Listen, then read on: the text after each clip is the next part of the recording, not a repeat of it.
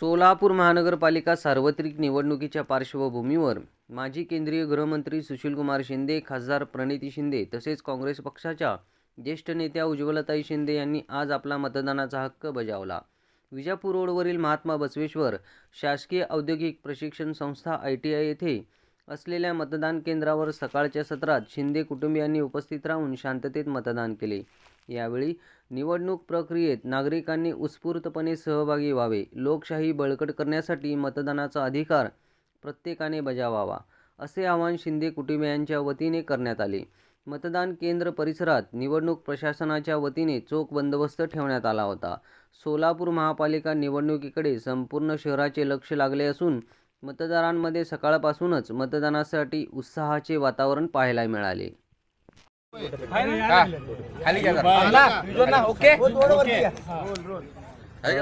तर मतदानाचा अधिकार आपण बजावलेला आहे का? तर देशाचे केंद्रीय गृहमंत्री जरी राहिले असला पण रस्त्यातले गल्ली बोळातले प्रश्न सोडवणे नगरसेवकांना त्यासाठी मतदान आपण अधिकार बजावला काय भावना? लोकशाहीमध्ये हा एक मतदानाचा हक्क प्रत्येकाने बजावला पाहिजे।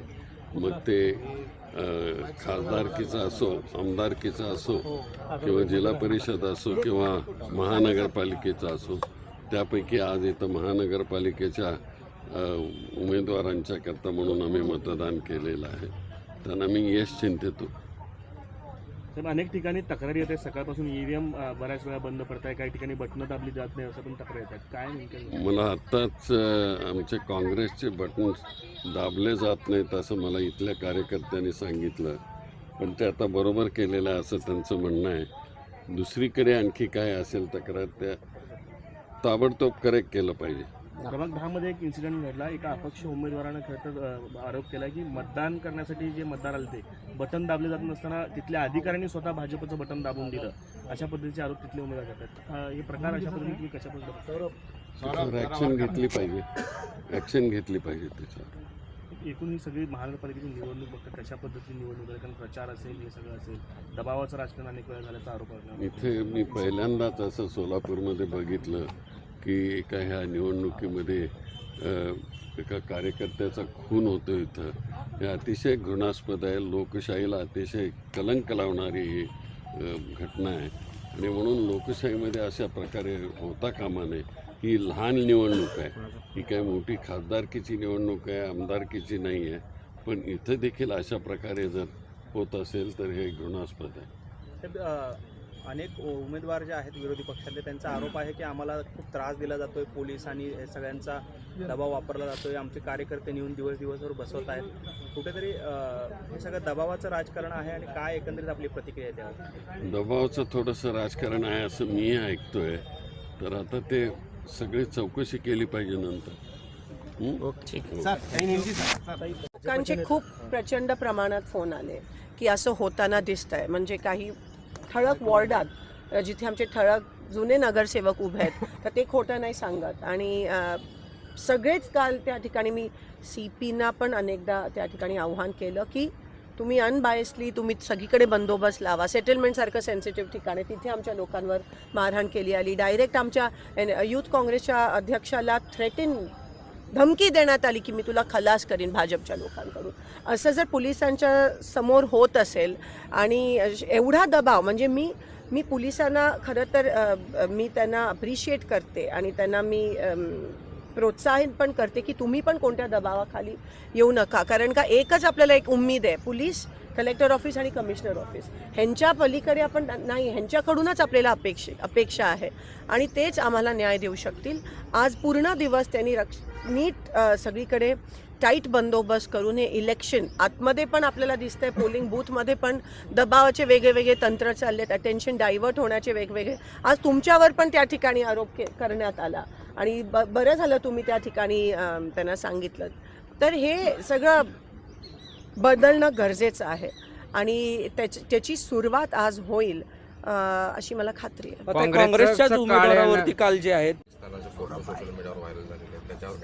हे तुम्ही मला आता तुमच्याकडून कळतंय, मला आता कोणीतरी विचारलं की ही न्यूज माझ्याकडे रोज येतेच आहे, काल काय झालं आणि ते काय करतायत, आणि हे जसं मी म्हणाली हे सगळं त्यांच्यासाठी नवीन आहे, त्यांनी कधी बघितली नाही आहे, ते त्यांच्या डोक्यात गेलं आणि त्याचा गैरवापर ते खूप मोठ्या प्रमाणात आपल्याला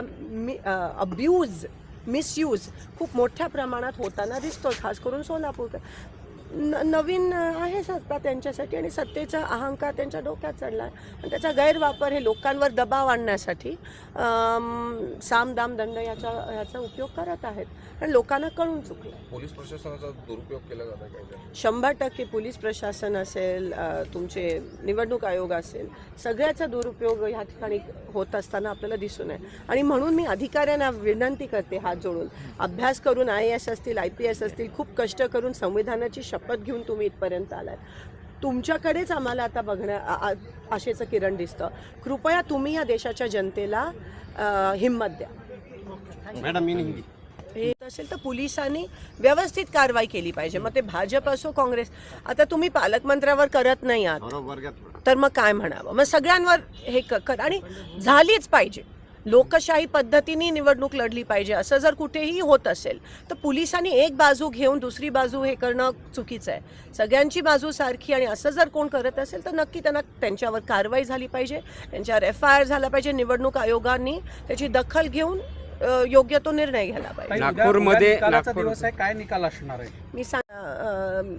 मी आशा बाळगते की विकासाच्या बाजूने हा निकाल येईल.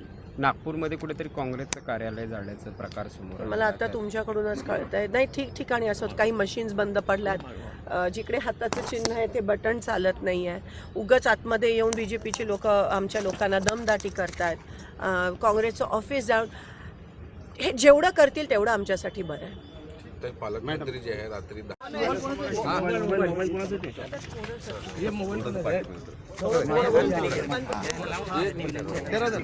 मतदानाचा अधिकार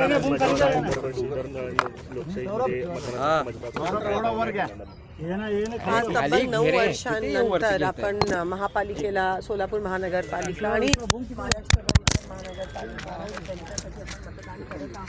एक नवीन उमेद, एक नवीन संकल्प, एक नवीन विश्वासाने आज आपण हे आपल्या शहरासाठी, शहराच्या विकासासाठी हे मतदान करत आहोत. आणि मी हीच आशा बाळगते की सर्व नागरिक विचार करून कोणत्याही दबावाखाली न येता जातपात धर्म बाजूला ठेवून फक्त विकास ह्या मुद्द्यावर आणि मागचा इतिहास ह्या मुद्द्यावर मतदान करतील अशी आशा मी बाळगते. सकाळपासून अनेक ठिकाणी EVM बंद पडल्याच्या तक्रारी येत आहेत, बटन दाबले जात नाहीत असंही देखील आरोप नाही. 2 दिवसापासूनच नाही, आपण म्हणतो की खरं तर कालची रात ही कत्तलची रात असते, पण सोलापुरात 15 दिवसाआधीपासूनच कत्तल की रात सुरू झाली. हे दुर्दैव आहे. आणि भाजप असं वागतंय की जशी काय कधी सत्ता बघितलीच नाही आहे. ज्या पद्धतीत मला काल रात्री रिपोर्ट्स आले की आमच्या लोकांवर मारहाण केली जाते आहे, आमच्या लोकांना धमक्या, पोलिसांसमोर धमक्या दिल्या जात आहेत. मला काही लोकांचे फोन आले की पालकमंत्री स्वतः पैसे वाटप करत आहेत. म्हणजे असं जर होत असेल, ऑफकोर्स ते मला काही फोटो आणि व्हिडिओज अजून प्राप्त झाले नाही, ते होतील, पण अशी वागते की सत्ता त्यांच्यासाठी नवीन आहे असे एकंदरीत दिसून येतं. सत्ता हपापले त्या सत्तेमुळे आणि कोणत्याही पातळीला हे इलेक्शन घेऊन जात आहेत. हे खरंच मला देशाचं, महाराष्ट्राचं, सोलापूरचं आणि लोकांसाठी मला खूप वाईट वाटतं. मला असं वाटतं आपण सगळे मिळून ही लोकशाहीची लढाई आणि ती व्यवस्थित लढायला पाहिजे. ही ती सुरुवात आहे. आज महानगरपालिका आणि जेव्हा स्थानिक स्वराज्य संस्थेमध्ये जेव्हा क्रांती घडते तेव्हा मला असं वाटतं सत्ताधारींचा जो अहंकार आहे तो उतरतो आणि लोकच ह्यांना जागा दाखवून देऊ शकतात. मला असं वाटतं लोकांनी आता विचार करून मतदान करणं हे महत्त्वाचं आहे. जो भाजपचा मॅनिफेस्टो आहे तो पूर्ण फेल गेला आहे. पाण्याचा विषय, रस्त्याचा विषय, भ्रष्टाचाराचा विषय आहे. कोणत्याही गोष्टीची पूर्तता ते करू शकले नाही आहेत. म्हणून मला खात्री आणि एकंदरीत भाजपच्या विरोधात रोष जो निर्माण झाला, म्हणजे निवडणुकीच्या 3 दिवस आधी तुम्ही उमेदवार पळवता, कुठे हे कधीच आधी झालं नव्हतं. भाजपमधली पण लोक मला असं वाटतं कुठेतरी निराश आहेत की काय चाललं आहे.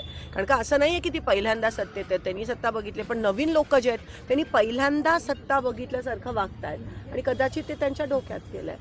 म्हणून मला असं वाटतं एक संयमी नेतृत्वाची सोलापूरला गरज आहे, जे विकासावर बोलू शकतात, जे विकासावर विकास एकच मुद्दा आम्ही पुढे घेऊन काँग्रेस आणि महाविकास आघाडी आम्ही लढत आहोत, भाजपच्या विरोधात लढत आहोत. आणि ही खरं तर भाजपच्या नाही पण लोकशाही टिकवण्यासाठी, संविधान टिकवण्यासाठी आणि सोलापूरचा विकास होण्यासाठी ही लढाई आहे. आणि त्या लढाईत नक्की आम्हाला आशीर्वाद आणि साथ मिळेल. साहेब, तुम्ही गंभीर आरोप